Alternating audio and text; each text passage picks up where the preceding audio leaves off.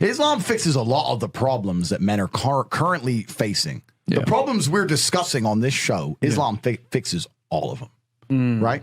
That's the first thing about Islam. And I'm not a Muslim, right? If I had to choose a religion, I would, because I live in an Orthodox Christian country, I go to the Orthodox Christian church. I donate $20,000 a month to the church in the country I live in. The church in Romania is very powerful, and I like having church friends. So I give them a lot of money, right? So I would guess I'm an Orthodox Christian. But if I had to bet on one religion as if I were betting on the stock market for the future, you have to bet on Islam. Because Muslims are intolerant.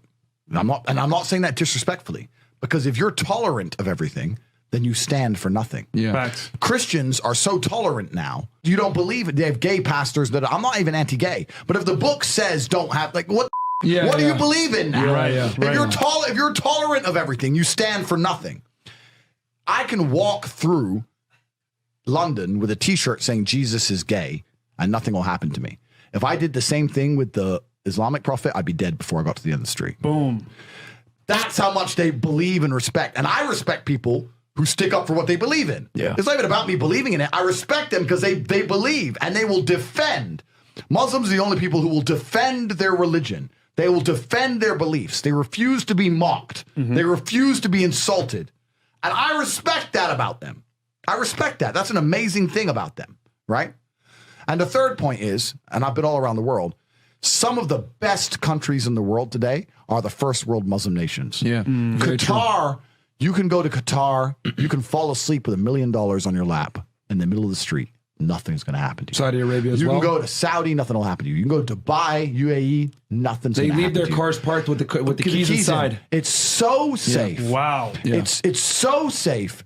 Women, everyone's married. Every woman obeys her husband. Every single woman has 4, 5, 6 kids. Big families. All the things we're talking about, all the problems we have here, right? They've got none of that. None of it. Because of Islam. Islam keeps society in the role where women obey their man. Women have children. Women have big families. Women are exceptionally happy to do so. Before some Western girl comes in here and runs her mouth, the Islamic women are happier than any you're going to see in the club tonight. They're very true. They're happy. Society is functioning. Their population is growing because in most Western countries, the population is declining. Yep. Tim Cass was talking about it today. I was talking. We were two people have one kid. Doesn't work. Doesn't work, right? Two people need to have 3.1 kids because people die, right? People die prematurely, blah, blah, blah, blah. So we have population problems in the West. They have none of the population problems. Society is functioning. And that's what society is. Society starts at the smallest possible group. You have families, and families make a street, and that street makes a village, and that village makes a town, that town makes a city, and that city makes a country. So if it's broken at the very fundamental level, if its family level's broken, then it's broken the whole way up. Yep. And that's what's happened in the West. And the first world Islamic countries have none of those problems. So if you're going to talk about a belief system that fixes issues, you need to go to Islam.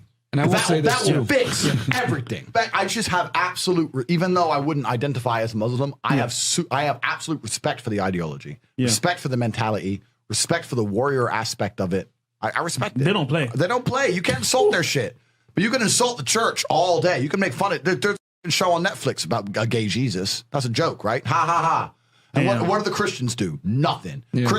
Christianity is a dead religion. If you're a Christian, and I'm saying this as a Christian myself, Christianity is a dead religion which is confined to the history books. It's dying out. Your own Pope.